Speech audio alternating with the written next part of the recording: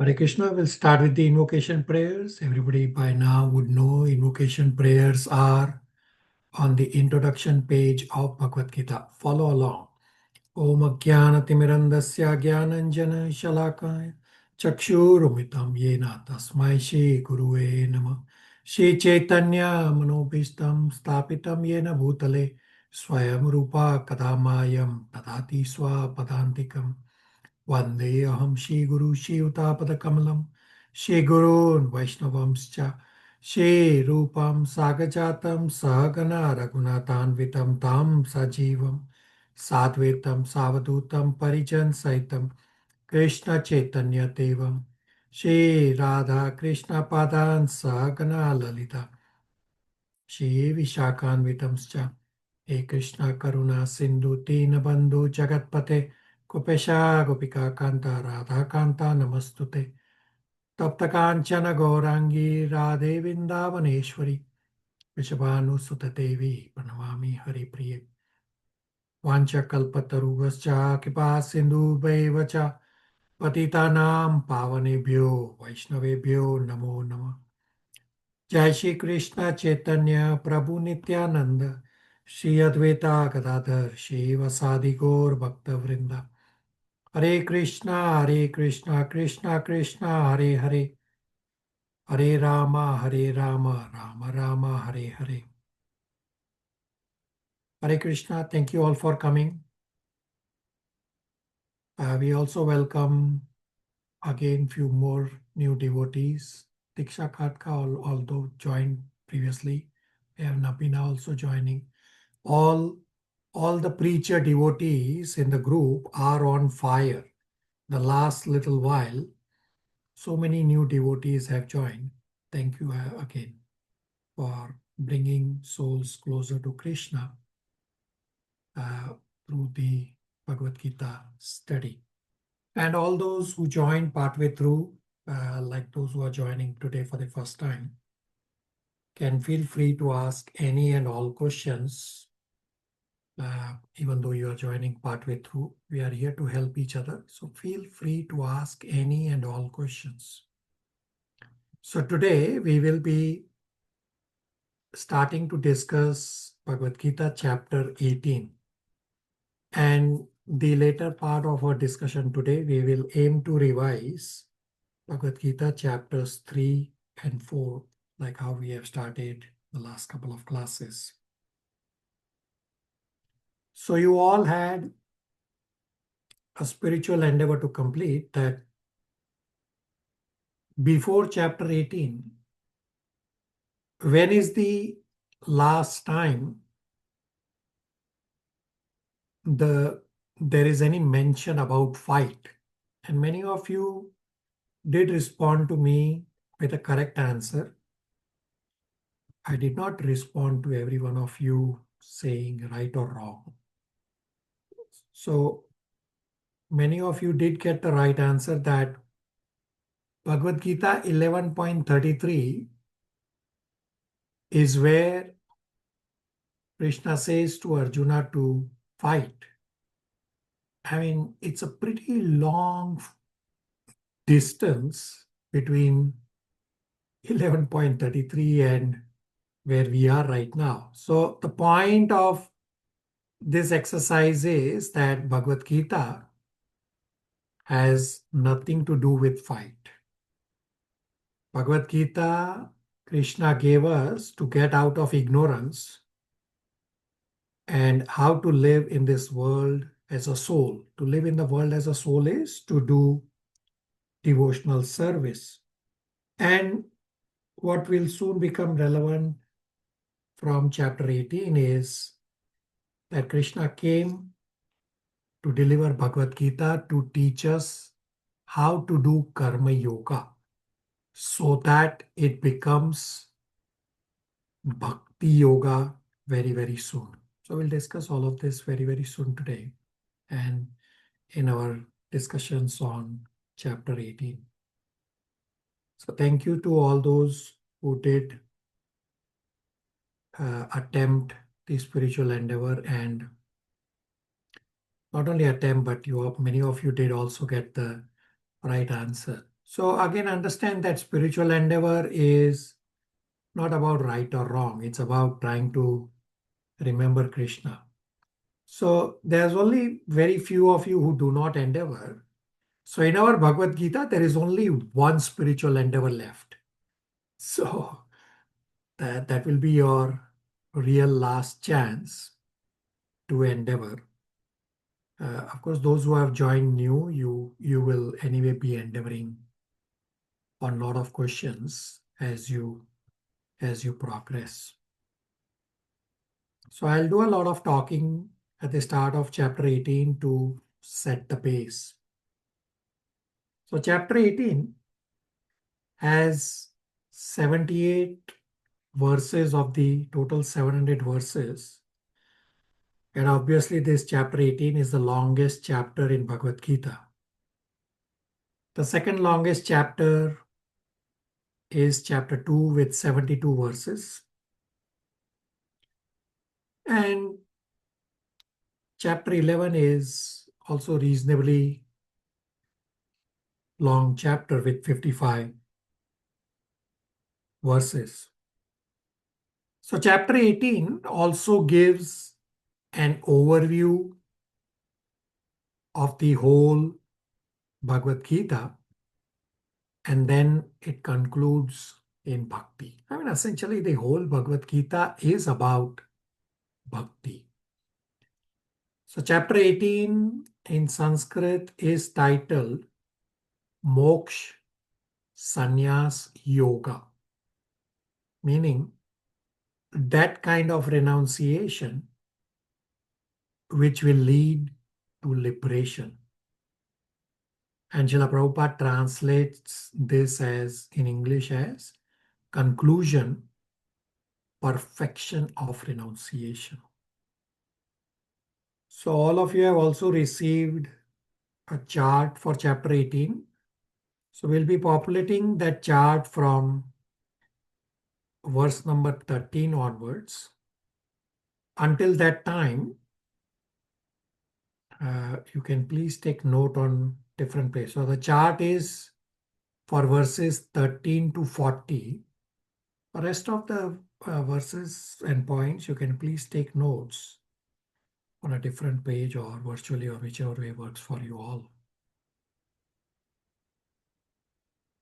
So I'll give you these sections. Now many of you already have access to the Google document where the sections are already laid out. But if you are writing, leave space for some of these sections have subsections. So I will point it out so that when we reach there, you can insert the information at that point in time. I give you all the sections and subsections today, it will just take a very long time and you are bound to forget. So chapter 18 is divided into 6 sections. Section 1 is verses 1 to 12.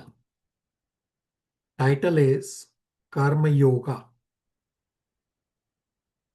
That how by doing Karma Yoga, one can stay free from bondage. So this point is philosophically explained in section 2 of this chapter, where it is described what keeps a karma yogi free from bondage is the jnana of the karma yogi. So the jnana of the karma yogi in chapter 18 comes in 2 parts. I'll soon explain. So part 1 of that karma yogi jnana is verses 13 to 17, which describes the 5 factors of action, that for anything to happen in the material world, 5 factors have to come together. So section 2 of chapter 18 describes that When one understands these 5 factors of actions properly and then acts, then one will stay free from bondage. So section 2 is verses 13 to 17. Title is Jnana of Karma Yogi, Part 1. 5 factors of action. So I already briefly touched base on this. Section 3 is verses 18 to 40.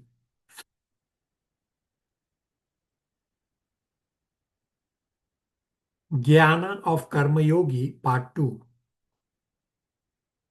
The modes control all activities. So this Jnana of Karma Yogi Part 2 is about the modes of material nature. So it's an extension of the charts that we have already populated for chapter 14 and chapter 17. And that's the template I have given you all will populate for all these verses. So in this section 3, there is further analysis of what are the elements of action and how those elements of action, such as karma, karta, jnana, dhriti, determination, knowledge, doer, action, and ultimately happiness, how all these things affects a person when the person is doing activities. And depending on which modes these are done in, there is appropriate results that follow.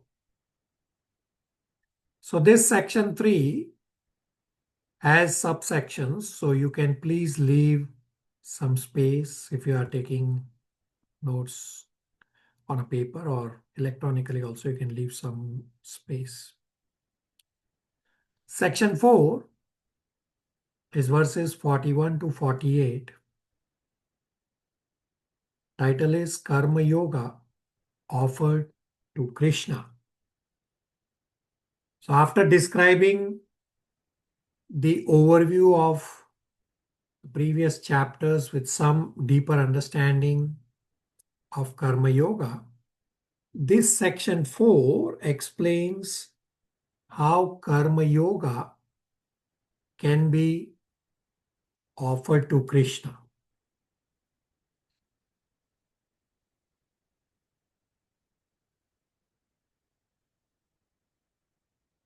Section 5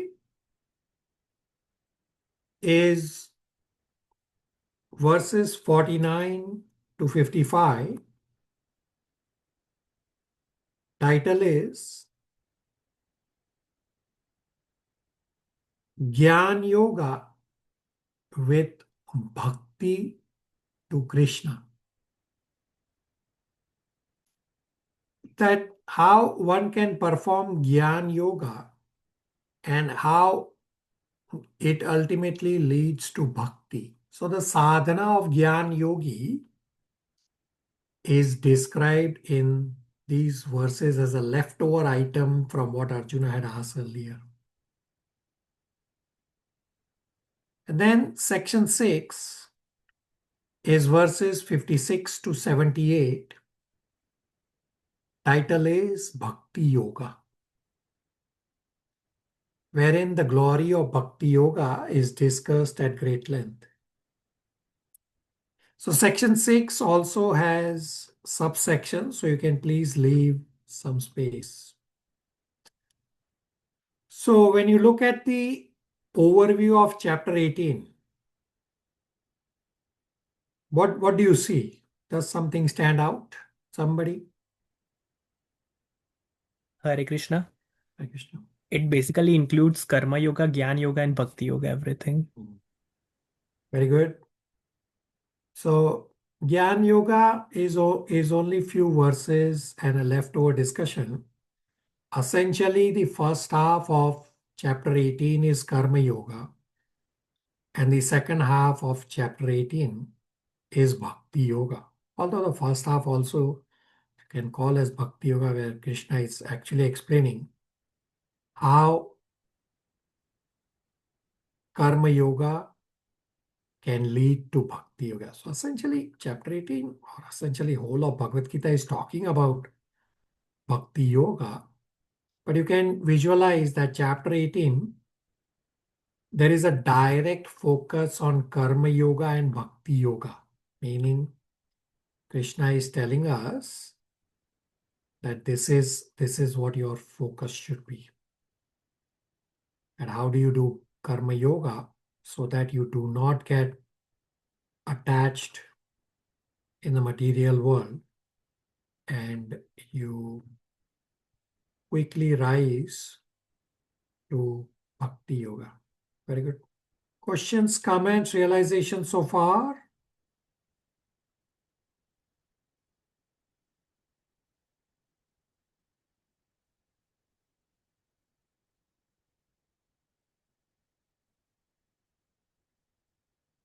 All right. So this first section that we'll cover today, the first 12 verses about Karma Yoga. Historically, in all of the previous batches, there has been a lot of silence. So either all devotees understand or devotees don't understand. That's when there is silence. So make it interactive, ask a lot of questions so that there is no confusion left. You can be different than rest of the devotees by making it interactive. All right, let's see.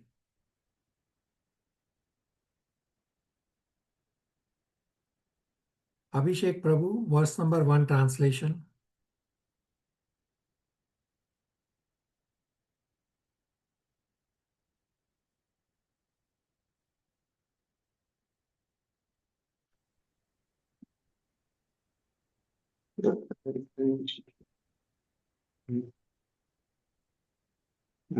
Bhagavad Gita, chapter 18, text 1.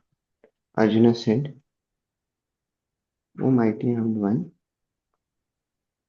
I wish to understand the purpose of renunciation, tyaga, and of the renounced order of life, sannyasa, O killer of the Kesi demon, master of the senses.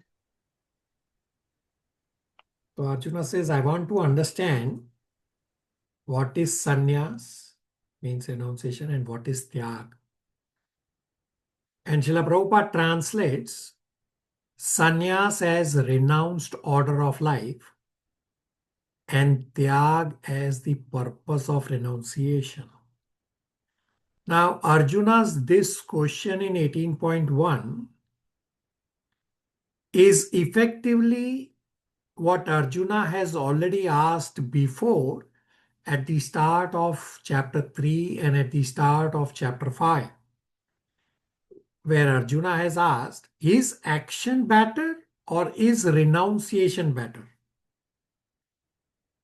Here in chapter 18, Arjuna is just rephrasing the same question. Here he's saying what is tyag and what is sannyas. Essentially, if you read chapter 3, the first two verses, and chapter 5, verse number 1, and chapter 18, verse number 1, they are essentially same question that Arjuna is asking, that should I fight or should I not fight? And that's exactly what he is asking here, but with the little rephrasing that what is sannyas and what is tyag, so that he can decide whether he can fight or not fight. So three names of Lord are used, which all indicate the Lord's capacity to destroy the demon of doubt. One is Mahabhao, that he has very powerful arms. Then Keshi Nishudhana, that killer of Keshi demon. And then Rishikesh, the Lord of senses. So senses in our body are formidable. And the senses need to be controlled. And Rishikesh, another name of Krishna, is master of senses. If you engage the senses in service of Rishikesh, then your senses will get purified and will be in control.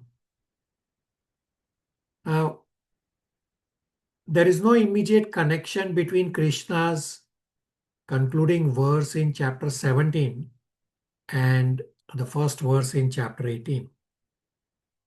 When Arjuna speaks about the Chaturshloki Bhagavad Gita in chapter 10, verses 12 and 13, when Arjuna glorifies the supreme position of Supreme Lord, Acharyas have already explained that at that point, Arjuna's illusion is already gone. Arjuna has understood the essential message of Bhagavad Gita at that point of Chaturshloki verses. And Arjuna is himself expressing that message also. So Arjuna's subsequent questions after the Chaturshloki verses, and as is explained in Srimad Bhagavatam also, they are all lokahitam, that they are all for the benefit of other ordinary people like me in the material world. And just as Bhagavatam uses lokahitam grata, similarly Bhagavad Gita also uses similar word, that loka sangraha, which is maintenance of the world or for the benefit of the world. It's identical what is mentioned in Bhagavatam and Bhagavad Gita. So how are Arjuna's questions for the benefit of others? The answer is by providing insights of how a person can live in a proper way as per scriptural guidance so as to live like a soul in this world. Hence, he is giving those insights to us by asking proper questions. So this is what is being talked about in subsequent chapters after Chaturshloki verses. Based on the way Arjuna asks questions, they are all for the benefit of general people in the material world.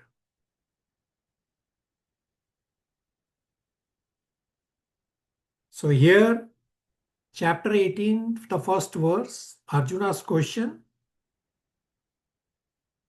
Essentially, Arjuna's question is, should I fight or should I not fight? He's just rephrasing it, saying that what is sannyas and what is tyag, so that he can decide what to do. And we'll soon understand what is sannyas, what is tyag. So Arjuna is asking, should I just renounce in spirit or should I renounce in action also? Everybody with me? Questions, comments, realizations?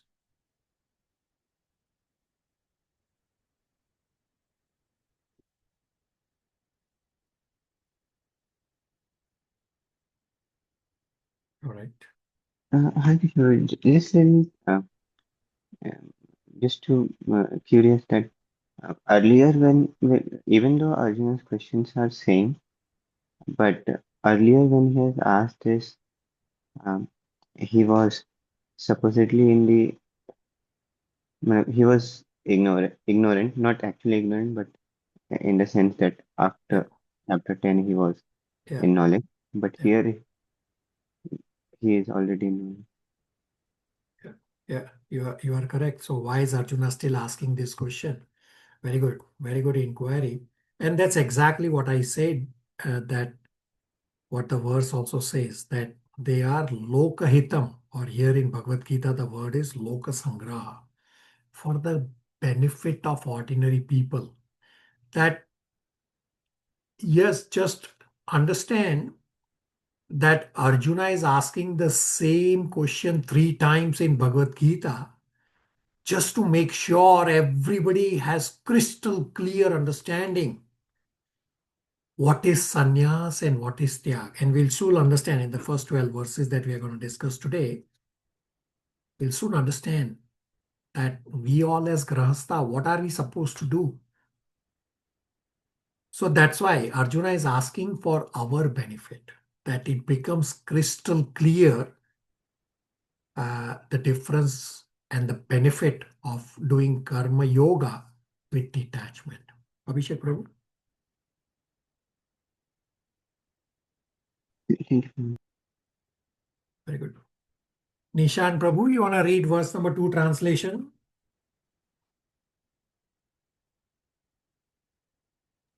Hare Krishna Prabhuji. Verse 2. The Supreme Personality of Godhead said, the giving of activities that are based on material desire is what great learned men call the renounced order of life, sannyasa, and giving up the results of all activities is what the wise call renunciation, tyaga. Hare Krishna. So the first 2 lines of the Sanskrit of this verse refer to sannyas, and the next 2 lines refer to tyaga. Krishna says, wise declares sannyas means to give up activities based on material desire, and giving up results of all kinds of work is tyaga. So there are 2 types of karma. Karma refers to fruitive activity according to scriptural direction. Now, not all fruitive activity is sinful. Specifically, if the fruitive activity is according to scriptural direction, that is good. So the one type of karma is standard prescribed duties. Example, a brahmana, he is supposed to do Gayatri mantra every day. This is eternal karma of the brahmana. This is to be done every day. This is to be a lifelong duty for a brahmana to perform. He cannot give this up. And the second type of karma, that kind of religious activity, that kind of karma to fulfill a particular kama or a particular desire. So dharma can also be performed to get a particular kama or a particular desire fulfilled. Example, a king performs a yajna to get a son. There are few examples in Bhagavatam for this. So he's doing a fruitive yajna to get a material desire fulfilled. So these are the 2 types of karma.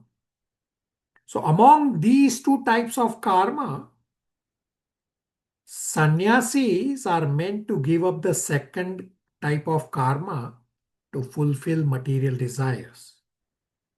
So I gave the example that, say, a king is doing religious activity or a yajna to get a son.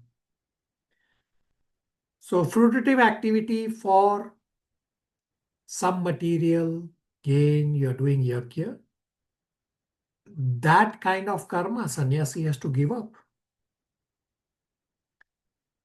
So sannyasi does not continue with the actions like that of a grahastha or a householder. Sannyasi will obviously not be doing a yajna to get a son.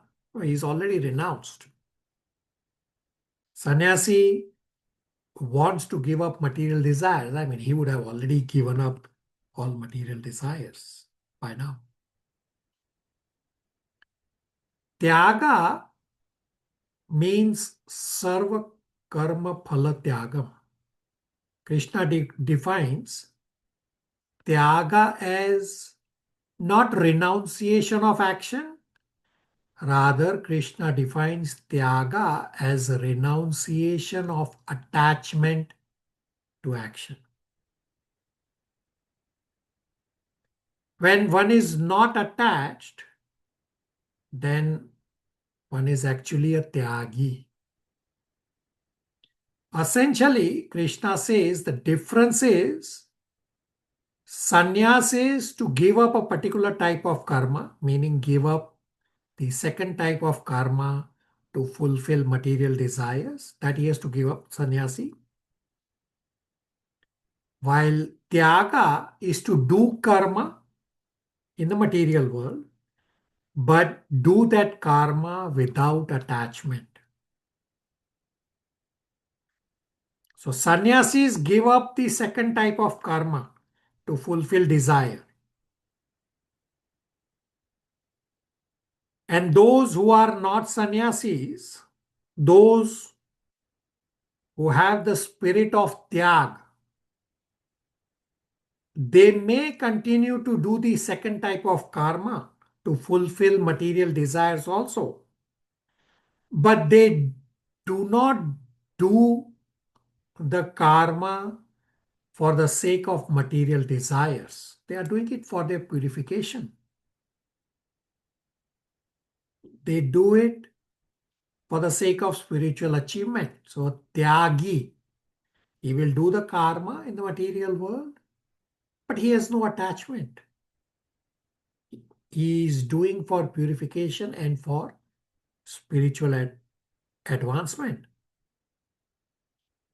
for realizing higher truth, and ultimately for liberation. Questions, comments, realizations? Shrivanshi? Prabhuji, even though you mentioned that they have dedicated their actions to Krishna, but still, like, even though we don't need the benefit, but we need to endeavor. Like, so, like, in a way, like, if I'm putting effort, it's not because I want something, but it's more like I want it to do good because I know that it is for Krishna, right? Correct. So I'm still hoping positive results, not because I want something from it, but because I know that it is being done for Krishna, so it has to go, it still has to do something good. Okay, very So, good. Very good. So we have already discussed this as summary of first 6 chapters. I had given you 3 verses, 5.29, 5.11, so that you can come to 6.47. That 5.11 is what Krishna is referring to here in 18.2. That 5.11 we have discussed that why would you work in the material world if you are not wanting results? And Krishna says there are 3 levels of why one would work in the material world. The lowest is how people work in the material world for results, for satisfying their body and senses. The next level up is where at least we should aim for, that we work in the material world only for purification. And then we advance that we work in the material world only for Krishna. Simultaneously, to Shrivanshi's point. So 5.11 is one verse that Shrivanshi was referring to. And the second is 2.47. Krishna says, you have the right to perform your duty. You do not have the right to results. Do not think yourself to be the doer and do not be attached to not doing your duty. Right? So we have discussed in 2.47 that just because I am not expecting result does not mean I will not do it properly. So I still have to do it properly. And we have discussed the example that a cook at the Sunday feast at the temple is cooking Sunday feast, but he says, I am not concerned. I don't care how the bhoga gets prepared because I am following 247. Well, that's not correct. You still have to do it properly because it is for the satisfaction of Krishna. Shreyanshi, does that help? Yes, Prabhuji. Thank you so much. Monarch? Hare Krishna, Prabhu. Prabhu, is it only recommended to sannyasi to give up the activities based on material desire or all the orders of social order of life? So, sannyasi, they continue to work in the material world. We already discussed in chapter 5, sannyasi is not who sits idle. Sannyasi also work, right?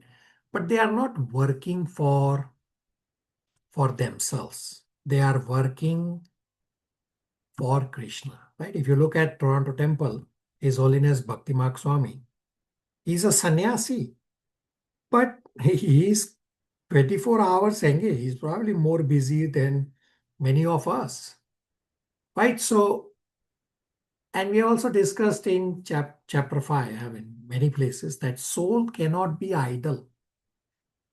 Similarly, that applies to sannyasi also, that if sannyasi is just sits idle, well, he's not using the body for the service of Krishna.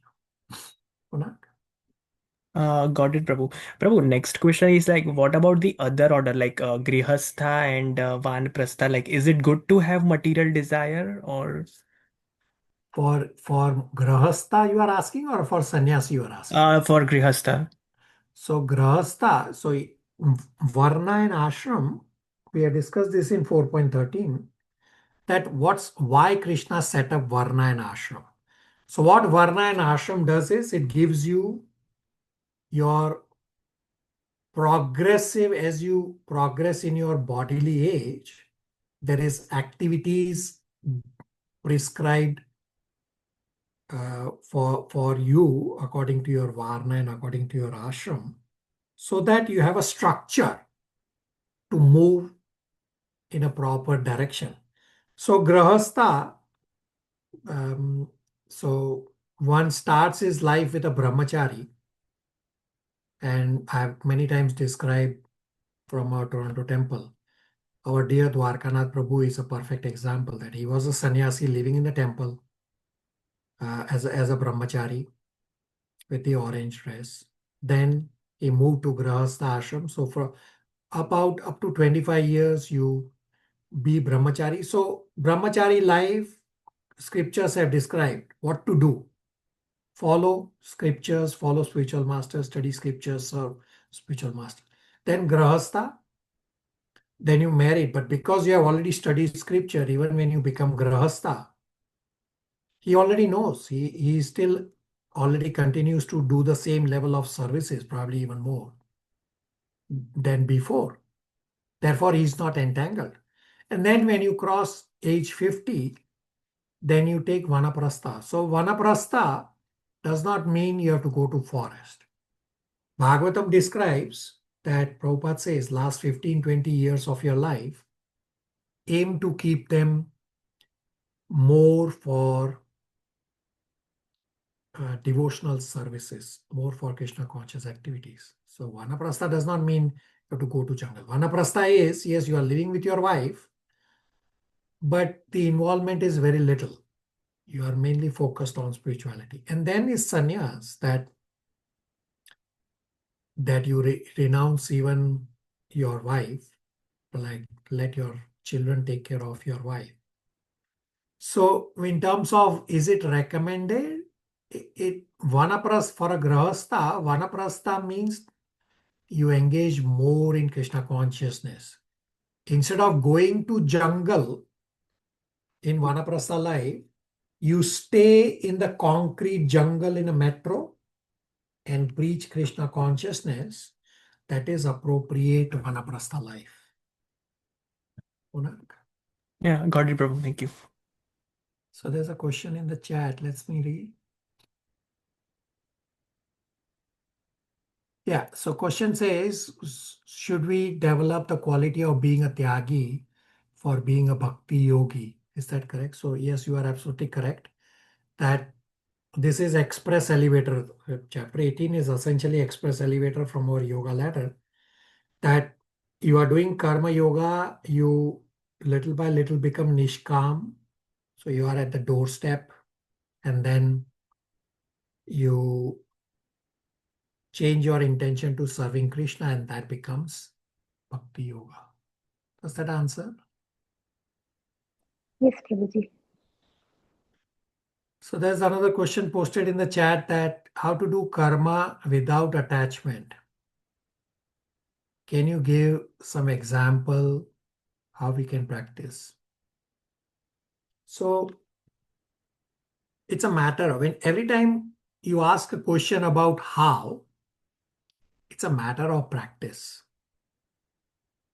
In Srimad Bhagavatam, Narad Muni has described about karma mishra bhakti, that you start by doing normal karma, and little by little you keep increasing and increasing and increasing and increasing bhakti, so that, and whatever karma you are doing, that also you try to dovetail so that it becomes more and more bhakti yoga. Now, question is without attachment. How do I do without attachment? So there's a verse in Srimad Bhagavatam which says that by doing bhakti yoga, you get two side effects, or you get two byproducts. One is jnana and one is vairagya. Jnana means you get the knowledge that I am not this body, I am a soul, I do not belong in this material world. I have to go back home, back to Godhead. So you get the knowledge, plus you get the process, the bhakti yoga process of chanting Hare Krishna Mahamantra to go back home, back to Godhead. And you get vairagya, that the more you do bhakti yoga, the more you attach yourself to Krishna and Krishna's services, you get vairagya, means you get detachment. So you don't need to work separately for attachment and detachment. If you only attach yourself to Krishna and Krishna's services, the byproduct will be you get detached from, from the material world. And Lord Kapila, who is also Krishna himself, actually this question, Lord Kapila's mother Devahuti has actually asked this same question. In Canto 3, I forget the chapter number, it should be 29, but verse number I remember. Chapter I don't remember, is chapter verse 17 from Canto 3, chapter I don't know, verse 17 or 27, one of the verse, where Devahuti says, is it even possible for Jiva in the material world to get detached from body? That's the direct question here, and exactly the question posted in the chat. And Lord Kapila, who is Krishna himself, he says, as the solution, he says, get attached to devotee. That's the solution. Get attached to a devotee. So all of you, I have told you all that find a buddy, right? If you don't already have a buddy, a devotee buddy, find a devotee buddy for yourself with whom you can interact very closely, very intimately. So Vaishnavi should have a Vaishnavi buddy, and Vaishnav should have a Vaishnav buddy with whom you feel very comfortable to discuss. Does that answer the inquiry? Yes, Prabhuji. Although, Hare Krishna. although it's a work in progress for me also. So, Parth Pratyush Prabhus. Hare Krishna, Prabhuji. Prabhuji, in the example that you gave of a king who is doing a yagya to get a son, uh, so that is basically activity for material gains. So from a Right. moral judgment perspective, Should such yagyas be done, or should we just give up such material desires? So nowadays, those yagyas are anyway not possible, right? So I'm giving historical references about those yajna. So now those yagyas are not possible because the brahmanas don't exist. All the brahmanas in the material world, they are not really brahmanas. We'll soon discuss in 18.42. You will have an eye-opener discussion in 18.42 about brahmanas. So yagyas are not possible in terms of desires. You can ask Krishna for a desire to have Krishna conscious child. That's okay, right? Instead of a child who is just a materialistic child. And this is actually described in Srimad Bhagavatam that if I want a big bungalow, a big car, a fancy new car, should I be demanding from Krishna or not? And the answer is yes, you can ask Krishna even wanting a big bungalow as long as you are using it for Krishna's service. So if you get a Krishna conscious child, well, he is also going to help you in serving Krishna, and 24-hour your environment also becomes Krishna consciousness. So it's whatever is Krishna conscious, beneficial, you can ask Krishna. Pratyush? Prabhuji, with this same thinking, we had learned beforehand that sometimes people pray to demigods to fulfill their material desires. So, if one prays to a demigod with the desire, with the material desire, but then pledges that, oh, I'm asking for this desire so that I can, please that particular demigod. Does that work with the same principle, or is it different? So depends on what you are trying to do with that desire. Do you have a material desire or do you have a spiritual desire, right? In Canto 4, the Dhruv Maharaj pastime, there's a verse says that for a Vaishnava, there is no restriction to ask a benediction from a demigod as long as you are using the benediction for Krishna's service. Examples are given that Dhruv Maharaj asked benediction from Kuvera. Even when Dhruv Maharaj is a pure devotee, higher on the yoga ladder as compared to Kuvera, who is just a Sakam devotee. Now, Kuvera is, I shouldn't say just, I mean, he is also an elevated personality, but comparatively, Kuvera is a Sakam devotee, a demigod.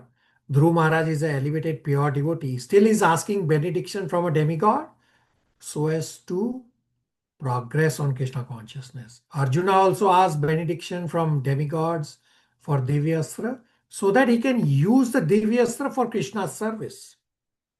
Gopis also prayed to Katyayani to get Krishna as their husband. Right? So there's no restriction for a Vaishnava to ask benediction from demigods as long as they are for Krishna's service. Pratyush. Understood, Prabhuji. Thank you. Right, very good. Now in verse number 3, Krishna is giving opinions of different people. Riya, verse number 3 translation. Hare Krishna Prabhu. Some learned men declared that all kinds of fruitive activities should be given up as faulty. Yet other sages maintain that acts of sacrifice, charity, and penance should never be abandoned. Hare Krishna. So some people say that giving up karma is recommended because karma is dosha vyad, means karma is faulty. Now, visualize what Krishna is doing in this verse. That although Krishna is quoting some people that they are giving an opinion which is not necessarily the highest opinion, but Krishna is not saying that they are foolish people.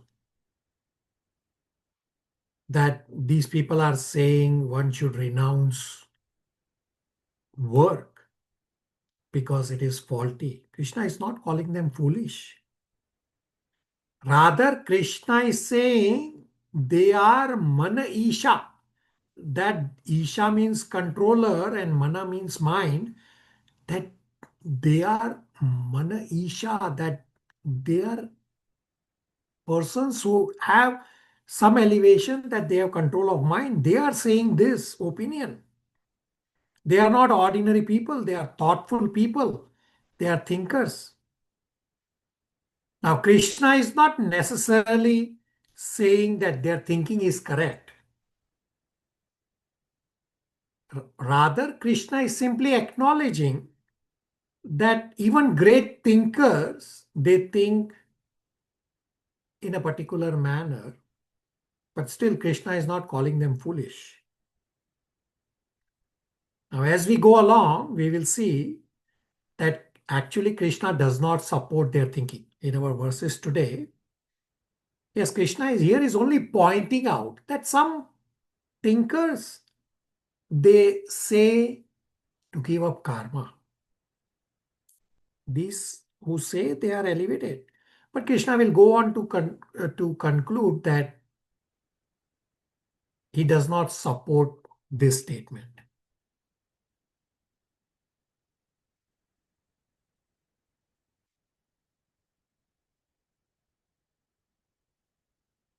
Now, karma can, of course, be faulty, right? That's not what Krishna is going to talk about. He's not going to comment on karma being faulty or not. Rather, Krishna will go on to say that even if karma is faulty, even if karma is doshavad, faulty, still one should not give up his karma, and this is Krishna's conclusion. Now, significant is that Krishna recognizes opinions which are different from what is Krishna's opinion. They can also be held by people, means opposite opinion can be held by people who are Manaisha, who are great thinkers. Still, Krishna is not calling them foolish. He says, yeah, you have your opinion. Now, recognizing that there can be opinions different from ours, and that opinion, even if it is wrong, it's still you have to respect. And it is this spirit that is demonstrated by Krishna. That when he uses the word Mana Isha to refer to these people who is contradicting to Krishna's final conclusion coming up. He says, okay, this is their opinion. It's not a highest opinion, but it is their opinion. So one can be respectful to others, and Krishna shows such respectfulness by calling such people as Mani Isha. Now, being respectful does not mean we agree with something. But just because they are intelligent, it does not mean that their intelligence is conclusive or it is correct. There may be deficiencies, and that deficiency also has to be acknowledged, which Krishna will go on to say. Here he is pointing out that those who are Mana Isha, they have this opinion to give up karma. That's all Krishna is saying in a respectful manner. And then Krishna will go on to conclude by giving his opinion, which is different than what these thinkers are saying. I mean, Krishna's opinion is obviously better and highest. So just because someone has an opinion that is different from conclusive scriptural opinion does not mean that that person has to be necessarily foolish. No, we don't have to call anybody foolish. In Canto 3, Lord Kapila describes that we should respect everyone, even a tiny ant, we should respect. And Lord Kapila says, if we cannot respect, then at least do not disrespect. It's a very important statement for us to follow, although it's there in towards the end of Canto 3, which is far away for our discussion. Still, very important discussion that we should definitely respect everyone. But if we cannot respect, then at least do not disrespect. Questions, comments, realizations?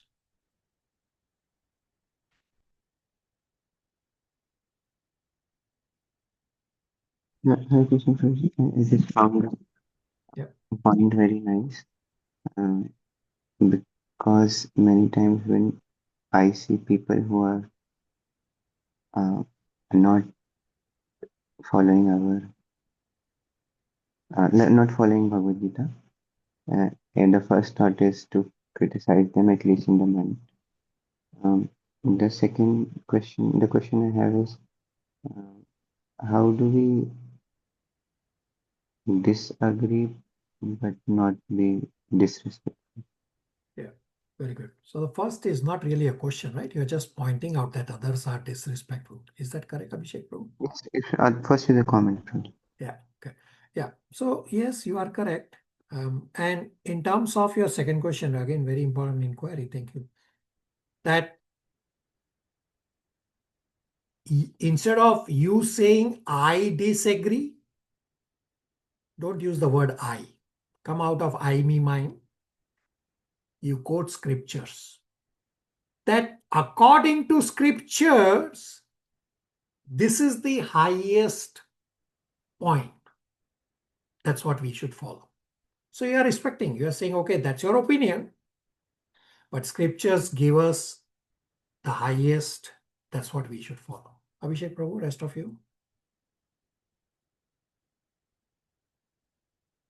Thank you, Guruji. Just a small follow-up. That in cases when people are not so much respectful of scriptures, also make this point taken little differently. Yeah.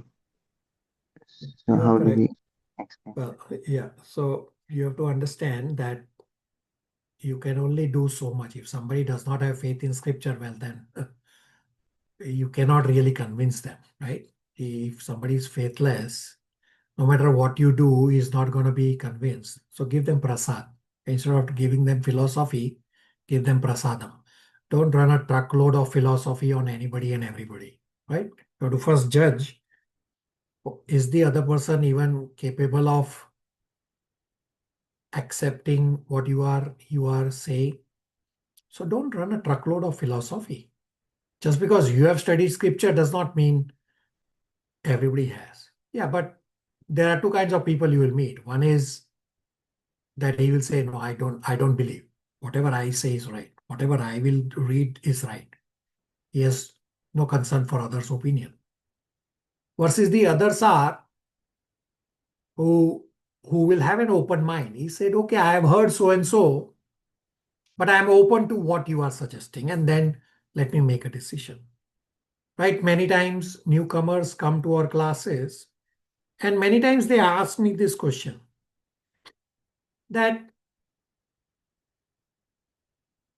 normally most of the devotees, before they join, I do have a quick chat with them just to explain brief. Even there are so many devotees joined today new. All of them have had a chat with me before. So one devotee, not just one, many times, many devotees, they join. They say, why should I listen to you? There are so many people in the material world saying that their spirituality or their religion is highest. Why should I listen to you? And I tell them, you don't need to listen to me at all. What you have to do is you have to hear what I have to say with an open mind. So don't come to any spiritual class with a closed mind that this is what I will hear. If I don't hear what I want to hear, then I will leave. Well, that's a closed mind. So I tell all these devotees who come and they ask me, why should I come to your class? And I tell them, come with an open mind.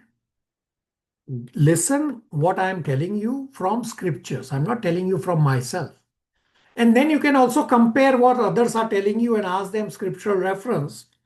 And if they don't have scriptural reference, then you are intelligent enough to make your judgment what to believe and what not to believe. Abhishek Prabhu?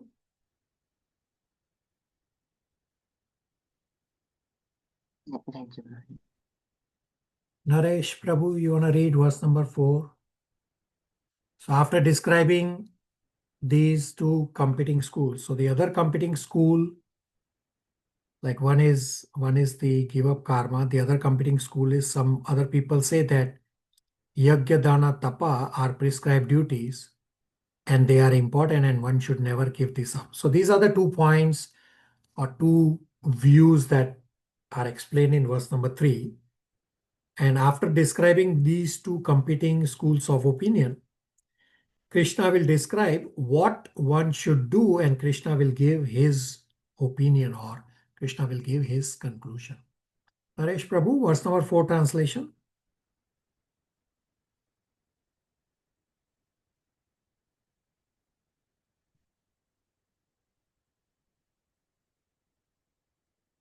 Malti. Okay, Naresh, go ahead. Yeah, Hare Krishna. Verse number 4. O best of Bharata, now hear my judgment about renunciation.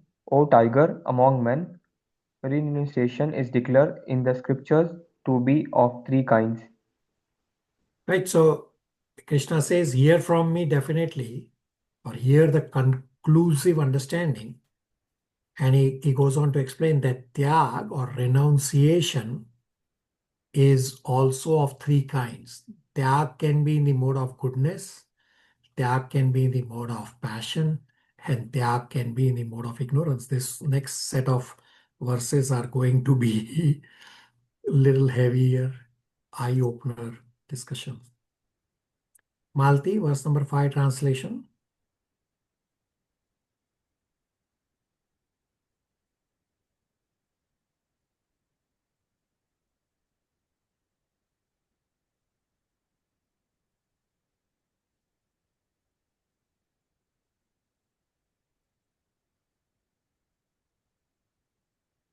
Malti?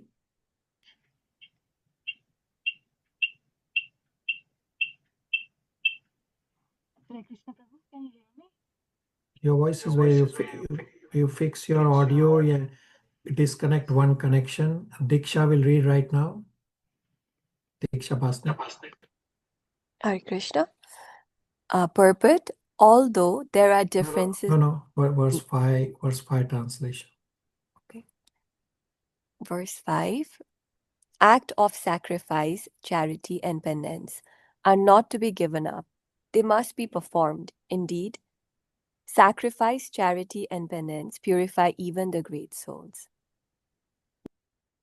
Right, so yajna, dana, tapa work is not to be given up because these purify even the great souls.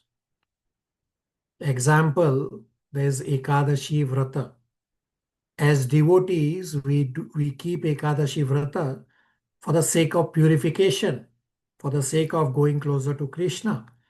We follow Ekadashi so that we put our other activities that we do for the body,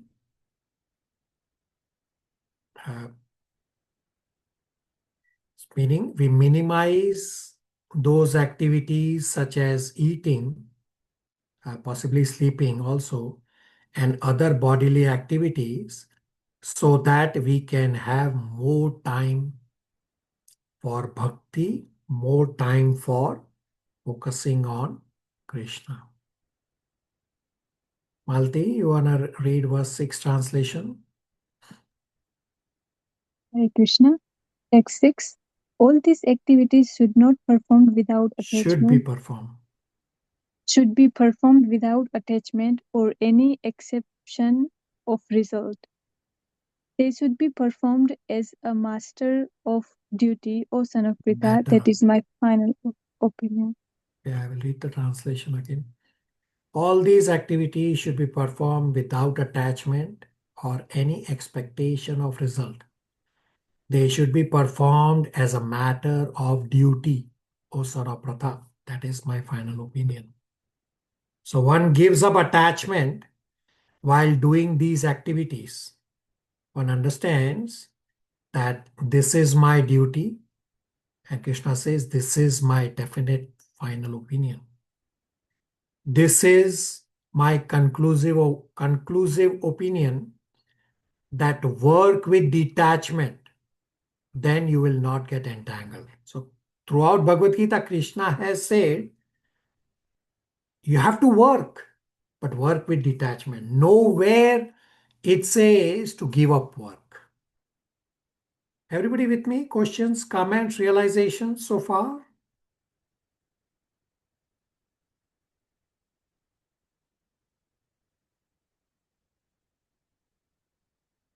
So I'm deliberately going slow for these verses. You will soon realize from verse number 7 onwards, because I'm trying to have a solid foundation.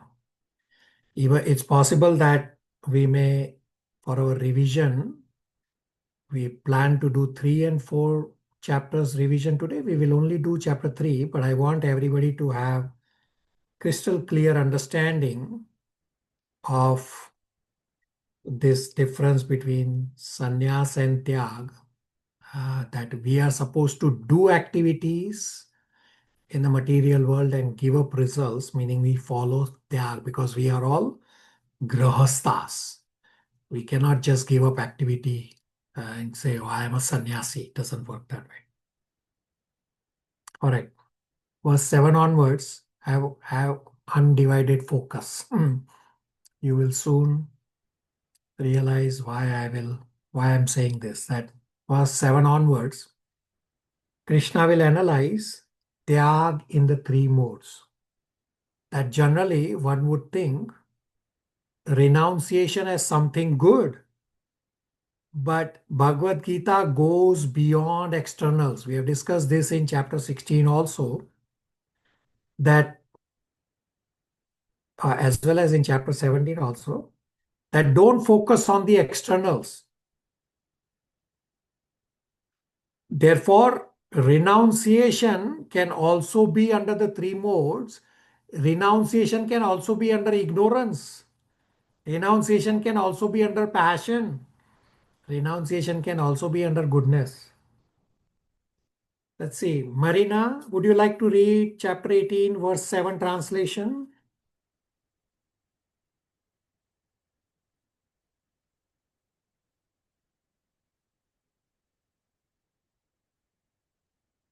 Hare Krishna Prabhuji. I don't have translated book right now. All right. I just doing. Okay. Parth Prabhu can read 7. Hare Krishna Prabhuji. Verse 7, translation. Prescribed duties should never be renounced. If one gives up his prescribed duties because of illusion, such renunciation is said to be in the mode of ignorance. Hare Krishna. Prescribed activities should not be given up. If someone gives up prescribed activities, such tyag is out of illusion, is in the mode of ignorance. If renunciation is in the mode of ignorance, then that renunciation will not lead to any elevation. Now understand this very important statement, that renunciation is not our goal. Rather, renunciation is meant to develop devotion and get liberation. Our goal of renunciation is purification and illumination. Now, if you look at the hippies, the initial devotees connected with Prabhupada, they had given up all their prescribed duties and they were into drugs, etc. Now, some hippies used to call themselves, or some other hippies, that they are LSD saints. LSD used to be the name or a reference to the drugs that they used to use. They used to call them as saints because they thought that this person is so high on drugs that he is speaking wisdom like a saint. Now, actually, all this is tamasic, is ignorance, as well as hippies were living in terrible conditions. Now, such giving up their duties did not make them followers of Bhagavad Gita. So, just giving up one's activities, that is not renunciation. Therefore, Krishna condemns such renunciation. So, Krishna is underscoring that renunciation is not always because of illumination. Renunciation can also be because of illusion. Illusion means one has to do some prescribed duties, but one rejects those duties out of irresponsibility. This is tamasic. Krishna does not at all recommend such tamasic renunciation.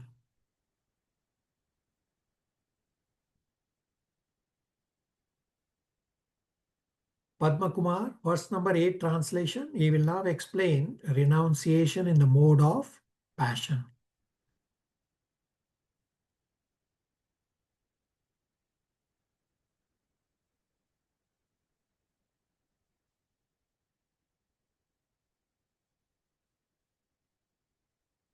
Translation: anyone who gives up prescribed duties as troublesome or out of fear of bodily discomfort is said to have renounced in the mode of passion.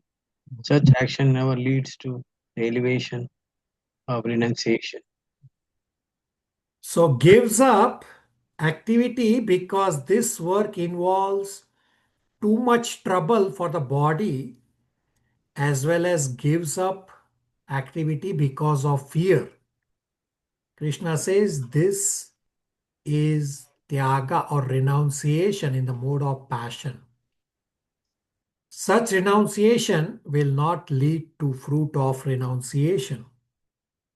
So fruit of renunciation means what, or refers to what? So again, renunciation itself is not the goal. Renunciation should lead to the goal of liberation. Our goal of following a renunciation path is to get purified and get illumination.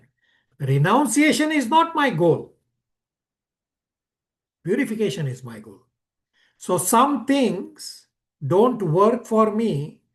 Therefore, I will go and become a monk or a brahmachari.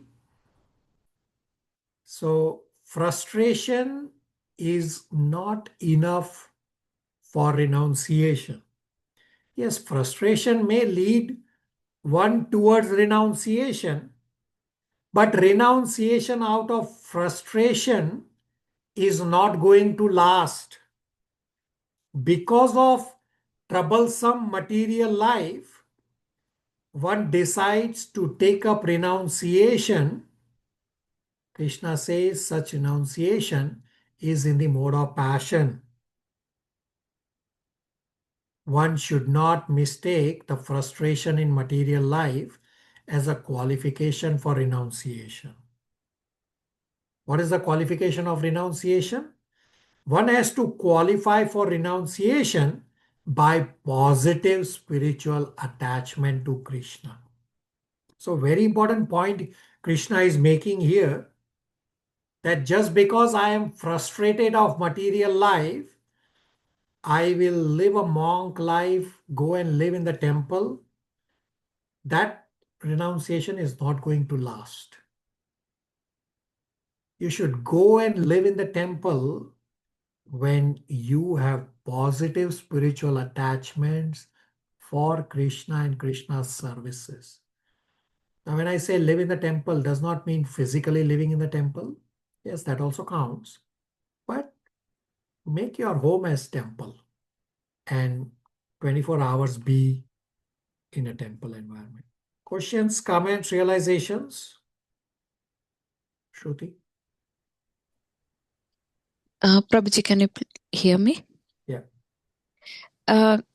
My question is, what if one is frustrated in the material world because he or she is not getting time to do the spiritual practice or bhakti yoga practice and decides to give up? So, not doing spiritual duties means you are not doing your duty assigned to you. So we have discussed in Bhagavad Gita chapter 3 verse number 14. Today we'll be hearing chapter 3 at least for sure. Yajna karma samudbhava. Abhishek Prabhu is going to point this out, emphasize on this. Yajna karma samudbhava, that we have two kinds of duties, material duties and spiritual duties. So we have to find a balance. So right now, the hypothetical situation that Shruti has described, that devotee, that person, the problem is the person or the devotee does not have a balance between material and spiritual duties. So you have to find a balance. That's the solution. And why balance? This is also going to be an eye-opener for you all, described in Shishopanishad, that one who only does material duties, he is bound to go to hell. And one who only does spiritual duties, he is going to go to bigger hell. But yeah, he is going to go to bigger hell because he does not have balance and he will not know how to swim through in this material world to reach the goal. Right? So you need a balance between material and spiritual duties. Giving up either is not the solution. You will be in one of the tyaga in the mode of ignorance or passion, probably ignorance, because you are giving up the activity which is described. So you have to find a balance, right? We all live in the material world in an instant world, that I want everything instant and I want to do more and more and more. But when you have this wanting to do more and more and more, that your to-do list is, if you add the number of minutes or number of hours on your to-do list, and if it is more than 48 hours, well, obviously you have too much on your plate, right? So you have to find a balance. We have discussed this at great length at Yoga Ladder also, that somebody running up and down 24 hours with suitcase, tie, suit, he thinks he is very busy. That does not fulfill his duties. That is not balance. So he has to find a balance. Shruti? Thank you, Prabhuji. Hare Krishna. All right. So now, in 18.7 to 9, Krishna described tyaga in the three modes. So here Krishna will state how tyaga in goodness will lead to liberation. Monarch, 10 translation. Prabhu, 9 or 10? Hare Krishna Prabhu, 9 or 10? Yeah, 9. Sorry. Text 9. O Arjuna, when one performs his prescribed duty only because it ought to be done and renounces all material association and all attachment to the fruit, his renunciation is said to be in the mode of goodness. Right? So one does activities and gives up attachment to results. Such tyaga, such renunciation is in the mode of goodness. Renunciation in mode of goodness means action in renunciation, not renunciation in action. I'll repeat this. Renunciation in mode of goodness means action in renunciation, not renunciation of action. Meaning you are doing renunciation while doing your activity in the material world, meaning you are not attached to the results. So Arjuna's question was at the start of chapter 18 that please explain sannyas and please explain tyag. Now if you look at 18.7, Krishna uses sannyas and tyag in the same verse, and Krishna uses these two words, sannyas and tyag, interchangeably. So if one does sannyas of karma, then that is tyag in the mode of ignorance. That means Krishna uses sannyas and tyag as equivalent in his answer. We just have to follow according to our ashram. According that if I am a sannyasi, then I will follow the sannyas path, that I will give the second type of karma of wanting material desires to be fulfilled. I will give up that karma. And if I am a grahastha, then I will not renounce activity. Rather, I will do the activity without attachment. That is tyag, appropriate way. Questions, comments, realizations?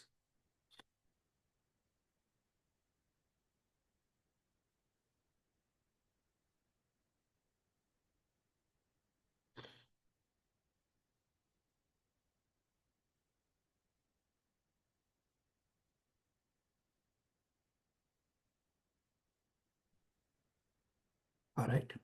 In 18.7 to 9, Krishna has described tyag in the three modes, and now Krishna will explain that tyag in the mode of goodness will lead to liberation. Matan Prabhu, 10 translation. Hare Krishna.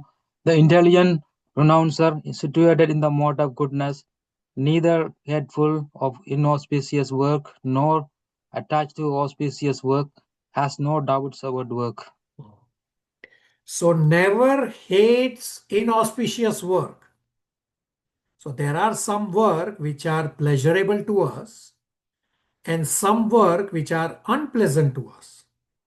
So here Krishna says that some work we don't like to do, but we still do that work because it is my duty. And some work we like to do, but that does not mean we just keep doing that work that I like and forget that there is actually a higher reality of life. So either way, one does not let the material dominate one's conceptions.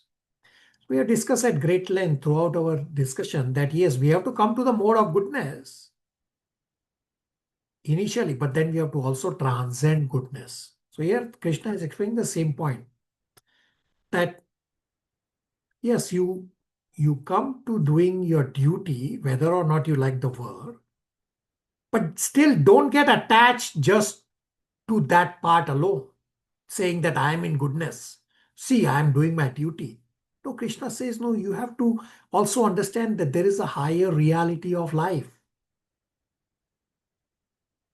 Yes, we have to come to goodness, but then we have to also transcend goodness to come to pure goodness, to come to transcendence.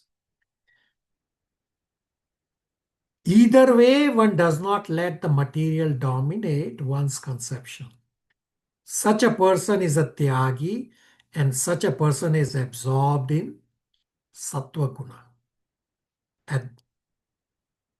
So at this point, Krishna is talking about karma yoga. Everybody with me? Questions, comments, realizations?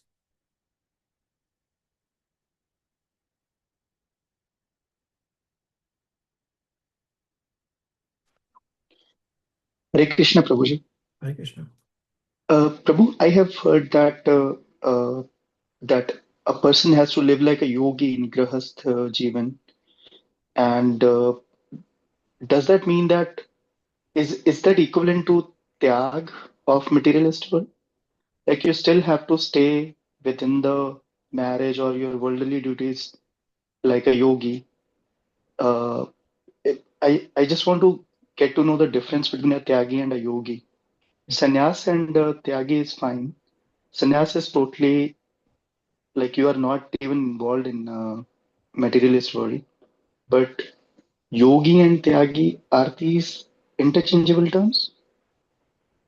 So yogi can be a sannyasi, yogi can Okay. be a tyagi. Okay. Right? So grahastha, there's one of my favorite lecture from Prabhupada. The lecture is titled How to Find a Grahastha Mahatma. It's from Bhagavatam, Canto 5, Chapter 5. Okay. And this is also described in Srimad Bhagavatam, Canto 7, Chapter 14. Okay. Chapter 14, Canto 7, Bhagavatam is titled Ideal Family Life, where Narad Muni is instructing to Yudhishthir Maharaj. So I will summarize from all these in a brief manner that a grahastha, he is living with his wife, children in a big house, working in the material world. Simultaneously, he is simply dovetailing everything for Krishna's service and spending more and more time on Krishna consciousness. This grahastha, yes, he is also a tyagi.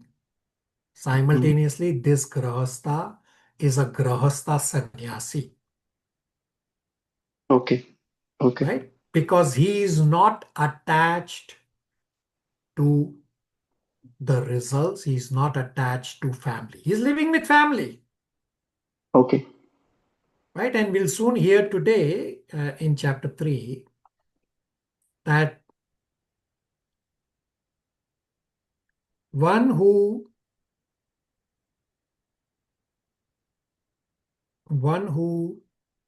lives with family in the material world, but is detached, he is intelligent.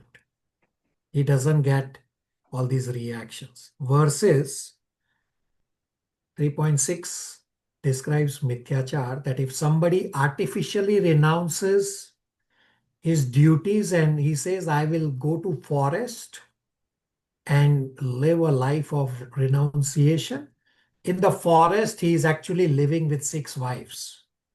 What are the 6 wives? His mind and the senses.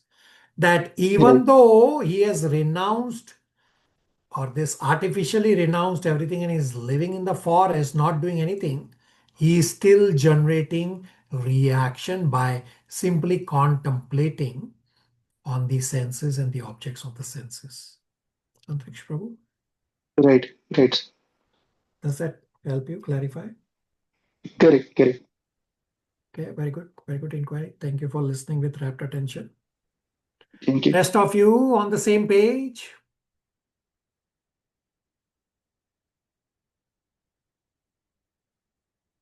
Monarch. Hare Krishna Prabhu, I'm still confused in the definition of sannyasi. So, activities that are give up the activities based on material desire, but still the sannyasa order is called on material platform. So, Prabhu, how and why this is? What do you mean sannyas is called on material platform? Prabhu, that 4 ashram, the fourth is a sannyas ashram, right? So it's still the material platform, but Correct. Correct. Yeah. So varnashram, very good. We discussed this in 4.13 that Varnashram is not spiritual, right? Varnashram is for those who cannot take up Bhakti Yoga straight away. So a progression is given that, okay, I am living a sinful life. So you follow now Varnashram, that you regulate your life by first getting married and then you progress step by step by step. So Varnashram is not spiritual.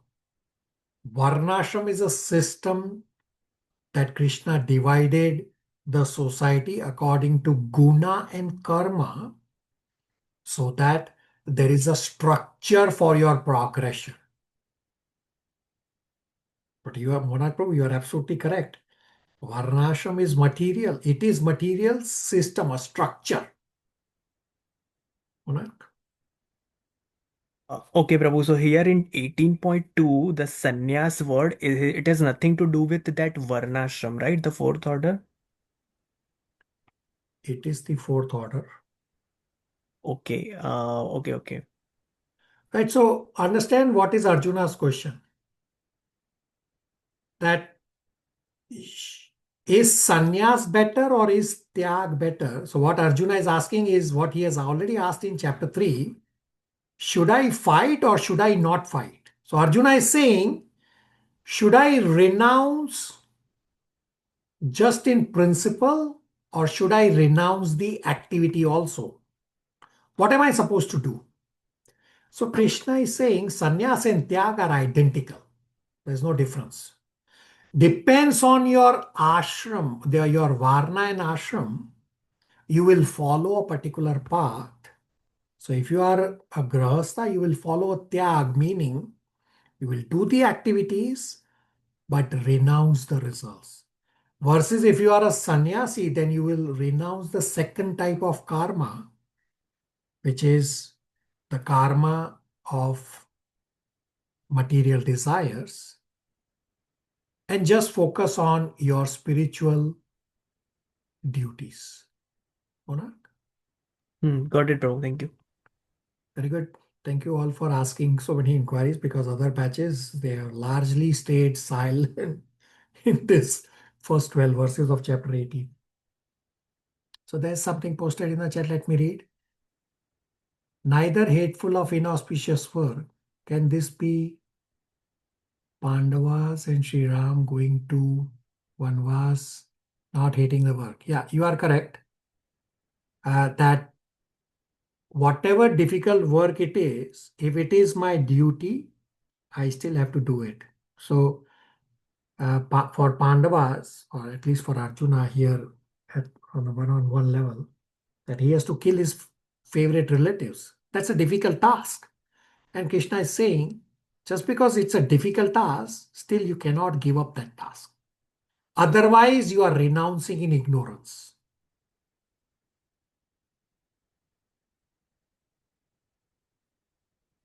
And some other examples. So I talked about frustration, that say you are doing a particular type of work and you hate it, right? Your boss is not the greatest and you hate that work, whatever profession you are. And you say, you know what? I am fed up. I will call the temple and I will move into the temple and I will renounce everything. It's not going to work at all. Right? For renunciation, the criteria is attachment to Krishna and Krishna's services and Krishna's devotees. Yes, frustration can also lead you to that level, but just renouncing just because you are frustrated doing your day-to-day job so that you can live in the temple, there is free prasadam and you are sleeping, it doesn't work that way. Does that answer the question? Yes, Prabhuji, thank you. All right. So now a question may come up that why should one work? If one wants to avoid bondage, then it is best to avoid work, then there will be no bondage. So Krishna answers that no work is not possible.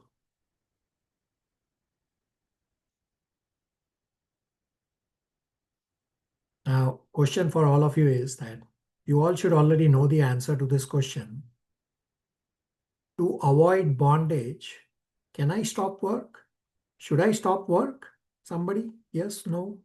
Quote references from scripture. You are towards end of Bhagavad Gita now. Somebody? To avoid bondage, can I stop work? Should I stop work? No, we should not No, stop Prabhuji. working. Okay, give me references. We should avoid our enjoying mentality as per 13th chapter. Okay. Rest of you? Prabhuji, Hare Krishna. Very good. Actually, our soul is active, so we cannot be inactive. Okay, very good. All right. Shruti, verse 11 translation.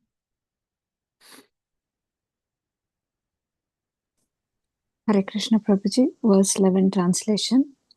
It is indeed impossible for an embodied being to give up all activities.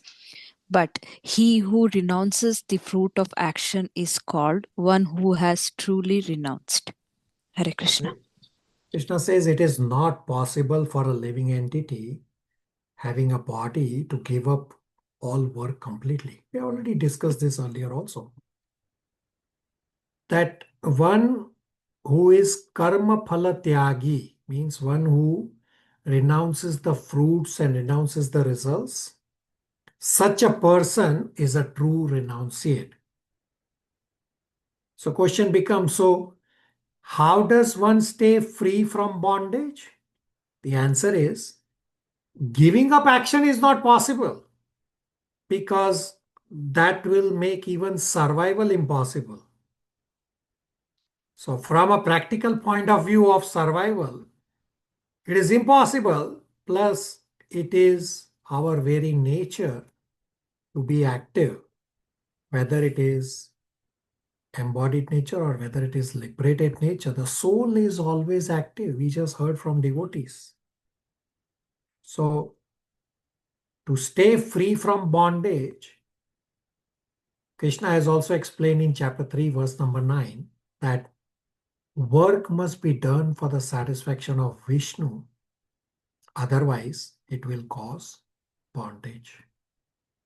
And the last verse for today, Krishna concludes that it is better to act with renunciation. And Krishna is comparing a person who is attached versus a person who is detached. Shreyanshi, 12 translation.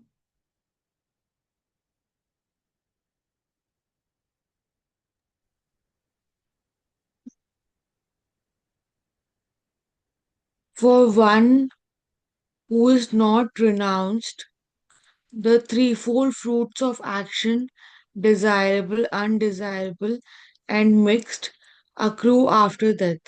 But those who are in the renounced order of life have no such results to suffer or enjoy. So Krishna is concluding here. Now Krishna is making two broad comparisons. Understand this properly. So first, between the person trying to give up all action versus person who is acting with detachment. So person who is trying to give up all action is practically not possible versus person who is acting with detachment, he will go on to become liberated. And the second broad comparison,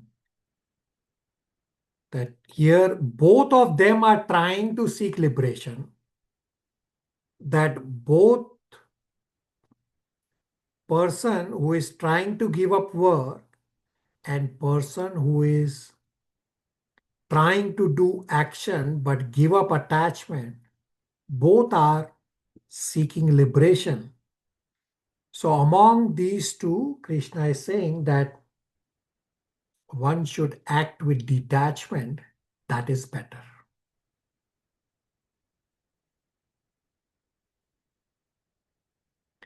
Questions, comments, realizations?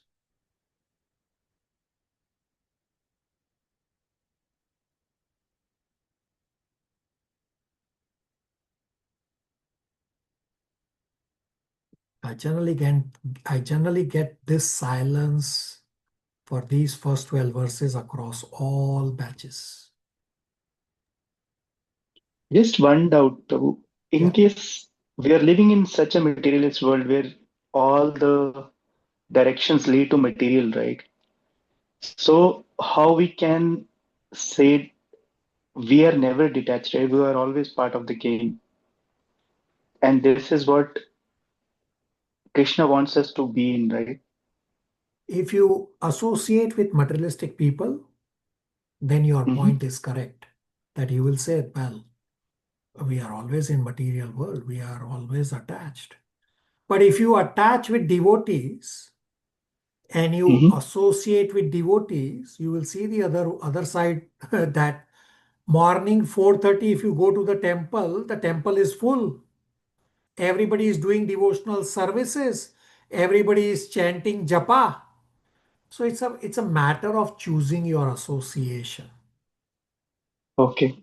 right? You have to Even the recognize association, you have to recognize that material association is not going to help you at all.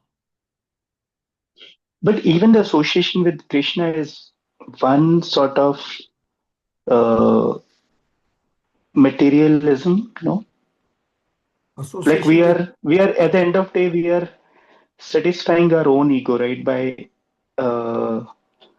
I'm not saying, see, I see Krishna as full of life, or we say that Krishna has all the qualities of material and non-material, almost everything, right?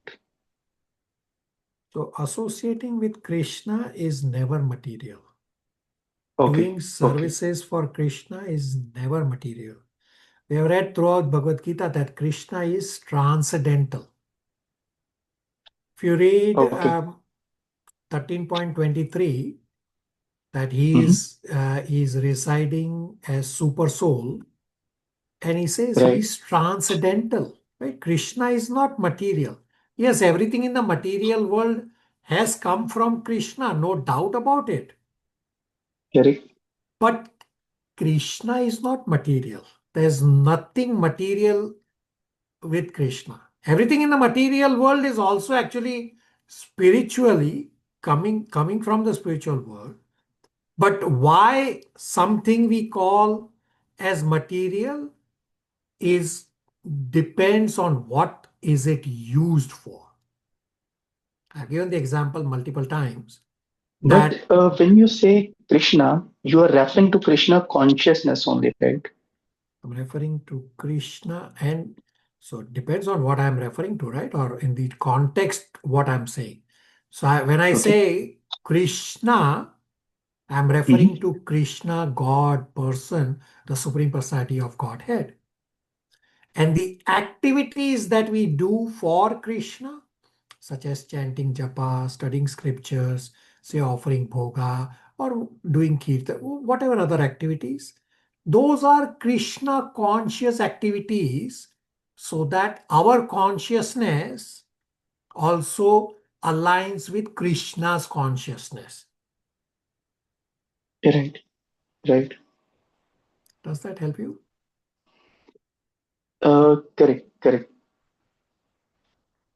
Okay, so that was a doubtful correct you said. So feel free to ask follow-up.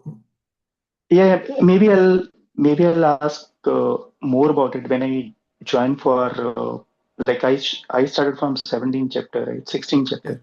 Yeah, you can always So listen to past recordings. So there are many devotees here who have joined right. even after you, right? So they are all listening Okay. to recording. You can continue to listen to recording, and a lot of things will get clear. But nothing wrong. Your question is absolutely valid. Just Yeah. because you are Basically, not I'm trying to segregate Krishna consciousness from the life Krishna has lived. Like if we divide Krishna's life into various activities that he has done in childhood, in Kishore Avastha, those were all surrounded by material, some sort of material, right? They were not. So, They were okay, not. So okay.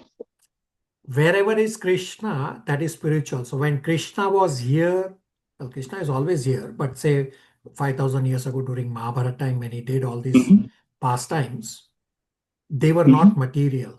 They were all spiritual. And I'll give you two examples to okay, emphasize that when Krishna was here during Mahabharata time, how it was spiritual.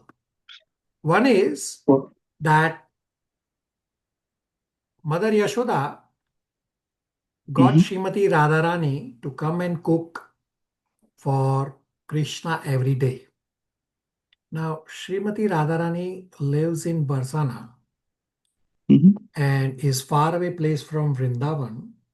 How is it possible for somebody to travel this distance back when there were no such things as airplanes? Right? How is that possible? Right.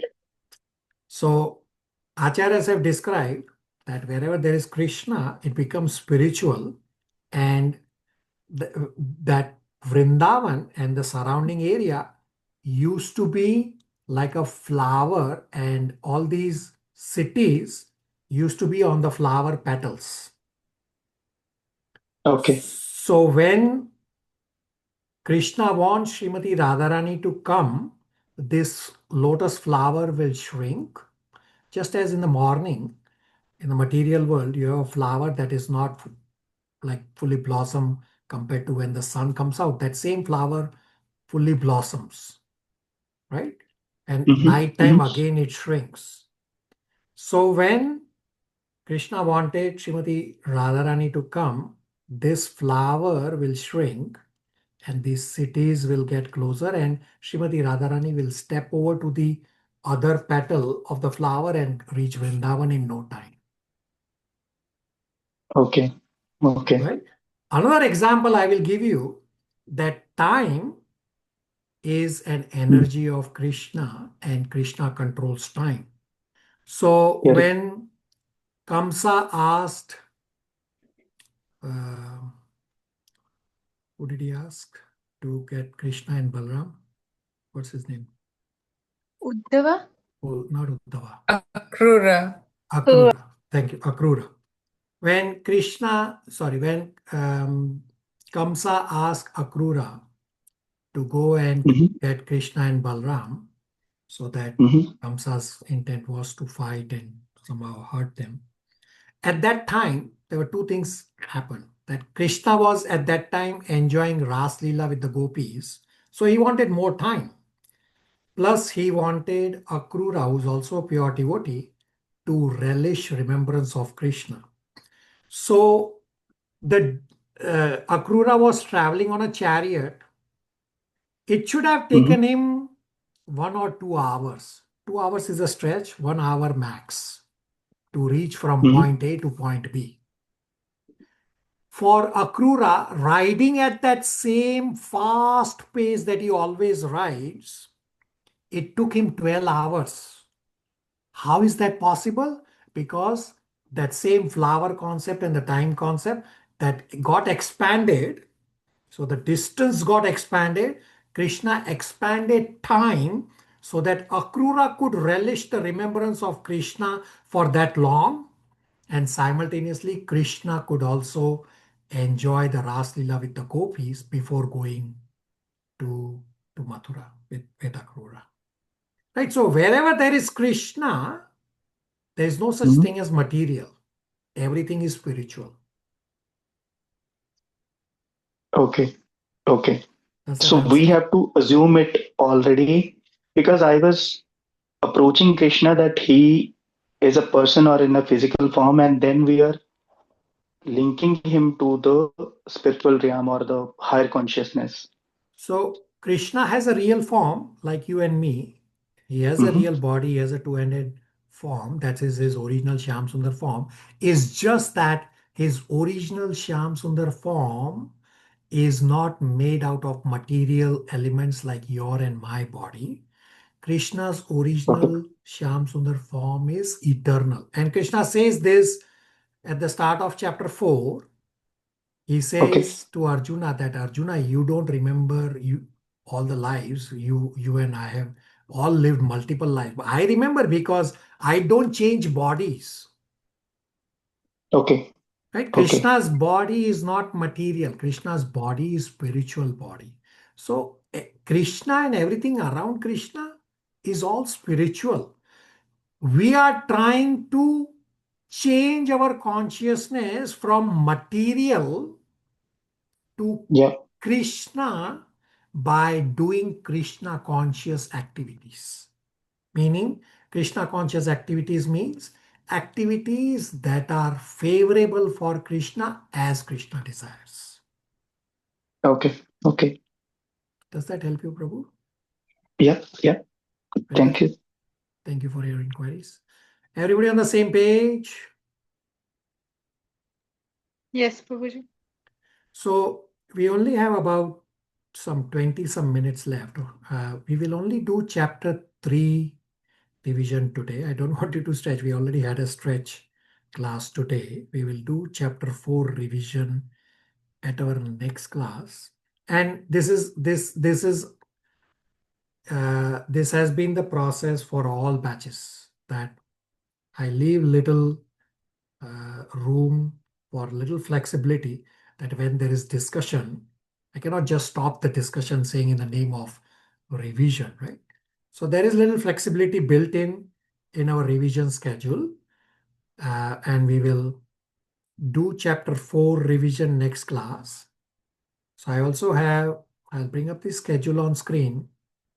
So I have, although chapter 4 is listed for today, so I will change this schedule after our class, that I'll change chapter 4 to next week, 30th January.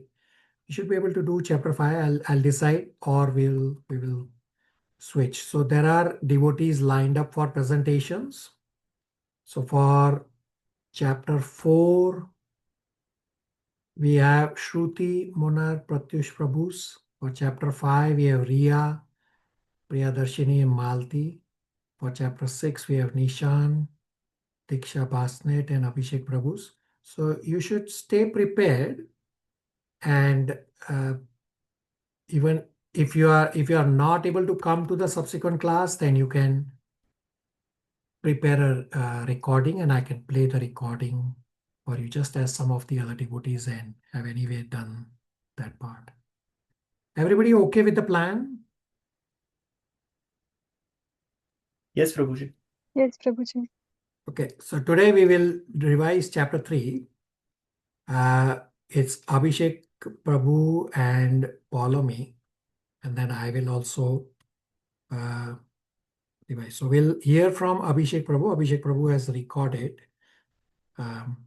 So this is also appropriate that many devotees have been doing this, that just in case that technology gives way or something happens. So let me just give the recording.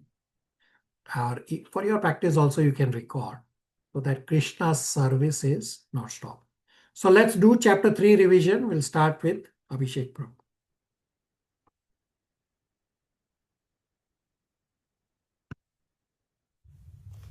Hare Krishna, seeking permission from all devotees, Srila Prabhupada, Shri Radha Krishna, to be able to present on Bhagavad Gita.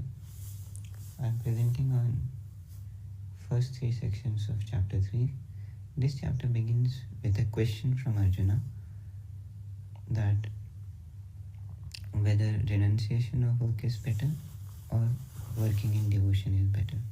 Arjuna has asked this question multiple times in Bhagavad Gita just to make this point very clear, that Bhakti Yoga is or work in devotion is the highest form of action.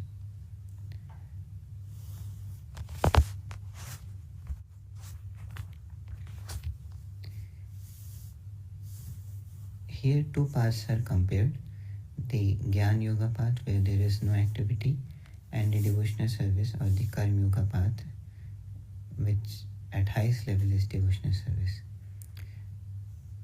Srila Prabhupada also compares religion and philosophy, and he explains that actually both go together. Philosophy is the theory part and religion is the practice part, and both are very important. Lord Krishna explains that externally renouncing but internally thinking about sense objects is of no use, and such pretension is very, very bad. Moreover, the nature of the soul is active, so some activity must be performed. So in this regard, text 6 is very important, that anyone who restrains his senses externally but internally contemplates on sense objects is a pretender. But someone who is sincerely trying to engage his senses, even if negative thoughts come, he doesn't welcome such thoughts, but a pretender welcomes and enjoys such thoughts. So this intention to cheat is pretension, and this is not recommended. And if we try sincerely to work in devotional action, then it is much better. Such action is preferred. Now, now Krishna moves the discussion forward from Karma Kanda to Karma Yoga. So the central point here is that if someone is not qualified for Karma Yoga, then it's better to come down to Karma Kanda, because there is some activity involved which is more natural. So the purpose of the meaning of sacrifice is explained that as this topic describes, Yajna is explained that what I could have enjoyed for myself, I am sacrificing for the pleasure of Krishna. This is the essence of Yajna. And in a higher sense, there is a respect for a higher authority when an activity is performed. And by this way, we get purified. So that's the principle of Yajna. So one of the practical points described is like offering bhoga to Lord Krishna. By that offering, we get satisfied, and the action also becomes Yajna because Lord Krishna is pleased. And it is also said that karma and Yajna are bound together. Yajna karma samudbhava. So both of them are in one way incomplete without the other. Yajna is also part of our karma. So to be free from karmic bondage, activities in yajna should be performed. Next Arjuna may ask that why not just focus on direct spiritual activities? Why to fight if he is overqualified? So Krishna says that even if you are qualified for activities of Jnana Yoga, it is better to do Karma Yoga to set an example.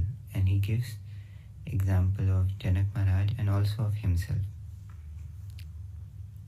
So acting as a matter of duty is recommended, and it is purifying. At least we should act for purification. But even higher than that is acting for the pleasure of Lord Krishna. Then Karma Yoga and Karma Kand, some of the differences are highlighted. That a Karma Yogi is asakta and vidwan, in knowledge and detached, and a Karma Kanda person is sakta and avidwan, that is ignorant and attached. It is also said that, explained that those who think that soul is the only doer are in ignorance, because actually activities are carried out by the modes of material nature under the sanction of the supersoul. Soul is one of the dual. Mind and body have certain inclinations due to past association, and it is not possible to completely reject them, so they must be dovetailed via action. This leads us to the final part, that how Karma Yoga elevates. That we are born with certain varnic nature. This nature should not be repressed, so these activities must be done in Karma Yoga. But there are other nature, like of anarthas, which must be repressed, otherwise they destroy our devotional path. Those who work like a Karma Yogi with faith and without envy are elevated and become free from bondage of fruitive activities. And those who don't have faith and resent the principles, disregarding the teachings of the Lord, their endeavors are ruined. Krishna is pleased not just by our action, but with our intentions also. So in our activities, our intention should also be pure.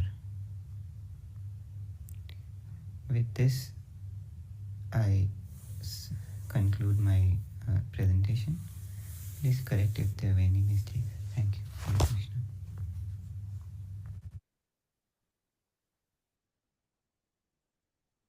Very good. Polomi will be next. Polomi, you should be able to share your screen if you like.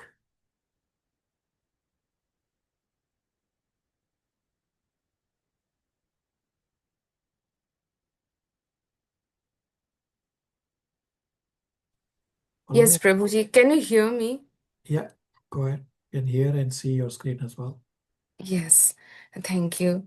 Hare Krishna, everyone. I humbly request the permission and blessings from all the devotees, Srila Prabhupada, Guru Parampara, Srimati Radharani and Sri Krishna. I seek for your forgiveness for any mistakes and shortcomings. So, in the last section of chapter 3, Arjuna asks Krishna that even if one wants to do Karma Yoga, what causes such entanglement that they are forced to do sinful acts, even if unwillingly, and they cannot perform the Karma Yoga? So Krishna says that it is only lust that drives people to anger and then to sin and prevents them from doing Karma Yoga. So in this section, Krishna explains what is lust, then where does it reside, and how to be free from lust. So as shown, he mentions that lust is born out of mode of passion, and it is the eternal enemy of the spiritual knowledge. Next, he gives examples. He says that lust can cloud a living person's pure consciousness, just as number 1, smoke covers fire, number 2, dust covers the mirror, number 3, womb covers embryo. Srila Prabhupada quotes Manusmriti here, says, lust is never satisfied by sense enjoyment, just like fire fed with fuel. It only grows, thus the material sexual life becomes the shackles that binds the soul to ignorance, prolongs material existence, and turns illusory happiness into the greatest enemy of the living being. Next, Krishna says where lust resides. So, number 1, it's in the working senses.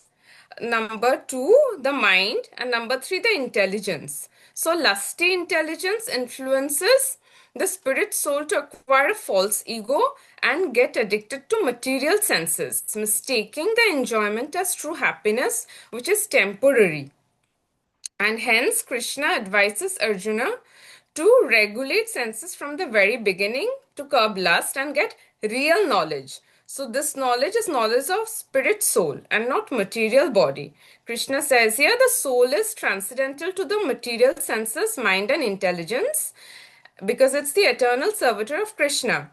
So since the soul is above all, directly understanding the constitutional position of the soul will solve the problem. So with the living entity's intelligence, he has to seek out the constitution position of the soul and then engage mind always in Krishna consciousness.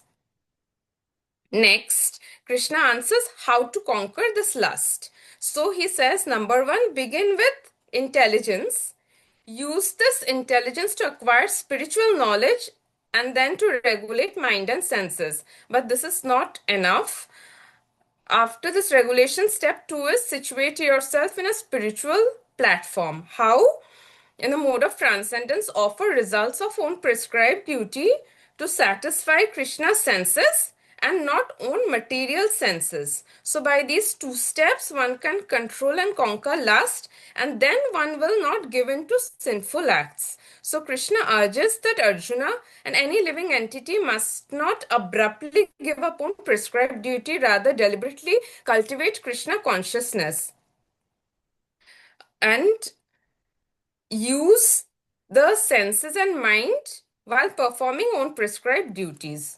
So, summing up, chapter 3 goes in circles. Number 1, Krishna starts with the advice of the practice of karma yoga instead of inactivity or doing someone else's duty.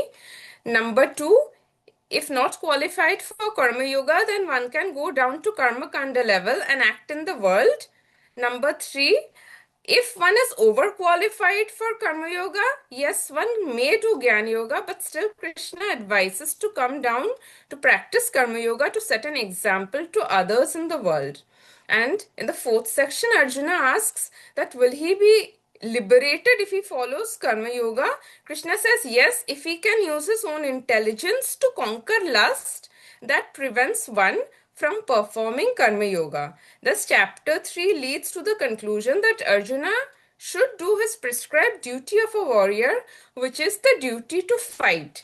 Hence, Arjuna should fight. Please correct me for my mistakes and any mistakes I have made. Hare Krishna. Thank you. Very good. Any questions, comments, realizations for the presenters?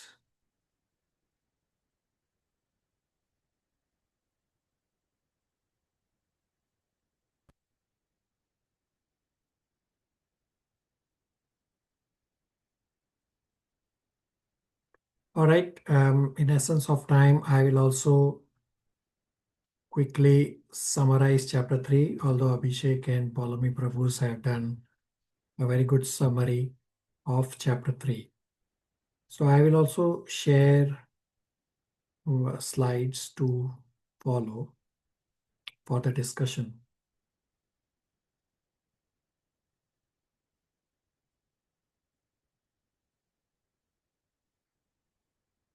So all of you have seen this yoga ladder discussion at great length.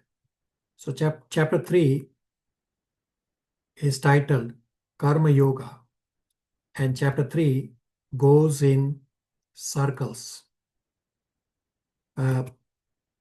Arjuna is confused because of chapter 2, verse number 49, where Krishna says, Durena hi avram karma, buddhi yoga dhananjaya. So Krishna says buddhi is superior to avram karma. Krishna is calling karma kanda as abominable as compared to nishkam karma yoga, while Arjuna is thinking fighting is abominable as compared to jnana. Arjuna equates buddhi with jnana, while Krishna is using buddhi yoga to be bhakti yoga. We have discussed at great length that at least in chapter 2, the words karma yoga, bhakti yoga, and buddhi yoga are used interchangeably to all refer to bhakti yoga. So question in Arjuna's mind by hearing 2.49 verse in the confused state, question in Arjuna's mind is, first is, should I stay in the world and practice karma yoga? Meaning he will have to fight this war. Or other is, should I renounce the world and go to forest and practice Gyan yoga? That way I don't have to fight this war. So confusion is, Arjuna knows that on the yoga ladder, karma yoga is lower as compared to Gyan Yoga. Gyan Yoga is higher. Therefore, at the start of chapter 3, Arjuna asks to Krishna, why are you asking me to fight this ghastly warfare if intelligence is better than fruitive work? Krishna gives three reasons that why renunciation or inactivity is not to be done. First is, inactivity is not natural. Inactivity will not lead to purification. Inactivity will not lead to advancement. Second is mithyachar, those who are pretending to be advanced or renunciate, will disrupt social order because just by adopting external garb, it will mislead self and others. And the third is one will not be able to maintain one's body. Therefore, work must be done for the satisfaction of Vishnu, otherwise, work will cause bondage. At the start of chapter 5, Arjuna will ask the same question again, as well as today also we discussed that Arjuna asked this same question again at the start of chapter 18. In chapter 5, when Arjuna will ask this same question, Krishna will respond that yes, Gyan Yoga is higher than Karma Yoga, no doubt about it, because Gyan Yogis are renounced. They are detached from material world. But in practice, Karma Yoga is easier to perform than Gyan Yoga. So as we said that chapter 3 goes in circles, so Arjuna may ask, well, what if I am not qualified to do Karma Yoga? So Krishna says, well, then come down to do Karma Kanda, because Karma Kanda also involves performance of your duties. And by doing your duties, you will be gradually purified. So Krishna gives instruction by contrasting Karma Kanda and Karma Yoga. First, Krishna says, do yajna, then you will stay free from karmic bondage. Second, Krishna says that you satisfy the demigods, and demigods will satisfy you. Thus, you will live happily and attain Shreyas. So, this is all Karma Kanda way. And then, third is Krishna says that if you do not follow these processes, then one will live in vain and he will not attain anything, because yajna karma samudbhava, yajna and karma are born together. Now, as I said, chapter 3 goes in circles, that Arjuna may say, no, no, Krishna, you don't understand. Arjuna is trying to avoid work. Arjuna says, actually, Krishna, I am overqualified than Karma Yoga. I am actually qualified for Gyan Yoga. Because Arjuna is trying to get out of the war, Gyan Yoga is higher on the yoga ladder, and Gyan Yoga is the only level with no activity. So Arjuna is trying to find a loophole. So Krishna says, very good. Krishna responds, even if you are qualified for Gyan Yoga, still come down to perform Karma Yoga to set an example for the world. Set an accessible example for the world so that people can follow. Krishna is saying, Arjuna, that activity does not cause bondage. Rather, it's our internal mentality of attachment that causes bondage. If one is detached, then one will not be bound. And when one does his duty while being detached, then one sets a good example for others. So Krishna compares Karma Kanda and Karma Yoga, that how Karma Kanda causes bondage and Karma Yoga does not cause bondage, although externally Karma Kanda and Karma Yoga look identical. Meaning Krishna is doing a comparison that those who are Vidwan and Asakta, learned and detached, there is no bondage from work because they are karma yogi, they are detached. Against, Krishna is comparing to avidwan and sakta, ignorant and attached. They get bondage from work, although looks like karma yogi and karma kandya are doing same work. But the difference is Karma yogi is detached. Therefore, Krishna says Arjuna should act with detachment to set an example, an accessible example for others to see and follow, so that others can also practice spiritual life. So, chapter 3 continues to go in circles. That another question may come up: what if one wants to practice Gyan Yoga? He's practicing for liberation. So, if you are telling me to do Karma Yoga, will I achieve liberation? Krishna says, understand that the differences between Karma Yoga and Karma Kanda. That work does not cause bondage, attachment causes bondage. Karma Kanda keeps one in the material existence because of attachment, and Karma Yoga elevates to liberation because one is detached. Krishna says results of Karma Yoga has to be offered to him because Krishna is the object of the yajna of Karma Yoga. Dovetail your day-to-day work into Krishna consciousness, the result will be liberation. So Arjuna should act according to his own nature of a Kshatriya and fight the war. If Arjuna tries to act like a sannyasi while he is in a Kshatriya body, that is not going to work. And lastly, one may want to do Karma Yoga, but what causes this entanglement? What drags one away somehow? And Krishna responds that it is lust only. That is the force that causes entanglement. And Krishna explains how to be free from lust. Lust is born out of passion. Lust is the greatest and eternal enemy. Lust resides in the senses, mind, and intelligence of both male and female. Lust does not reside in the female body. No.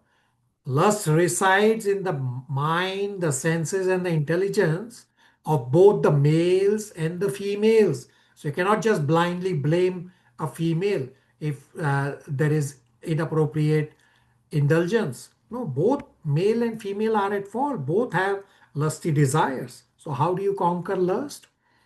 Krishna says, conquer lust by first begin with intelligence. Regulate your senses. But this regulation, this stopping will not be enough. Therefore, step number 2, situate yourself on the spiritual platform simultaneously. By doing these two things, one can control and conquer lust. This is how chapter 3 goes in circles, that starts with the practice of Karma Yoga, then goes down that if you are not qualified for Karma Yoga, then practice Karma Kanda. If you are overqualified, then karma Yoga, that yes, you are qualified for Gyan Yoga. Still come down to practice Karma Yoga to set an accessible example for ordinary people like me in the material world. This way, chapter 3 leads to the conclusion that Arjuna should do his duty. Arjuna should practice Karma Yoga, meaning Arjuna should fight as a Bhakti Yoga, as service to Krishna. That's a quick summary of chapter 3. Any questions, comments, realizations?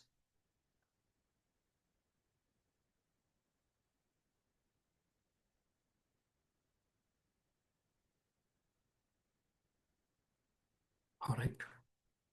So thank you all for tolerating a little more, although we started earlier. So next week, we will definitely aim for chapter 4 as I have on the screen. Shruti, Monarch, and Pratyush, Prabhus. And you follow the schedule. Many of you have the link for this. Follow the schedule and we'll decide what will happen. Irrespective, the presenters for chapters 5 and 6, chapter 5 is Riya, Priyadarshini, and Malti, should be ready, as well as for chapter 6, Nishan, Diksha, and Abhishek Prabhu should also be ready. And everyone should be ready. So this revision is not just for the presenters.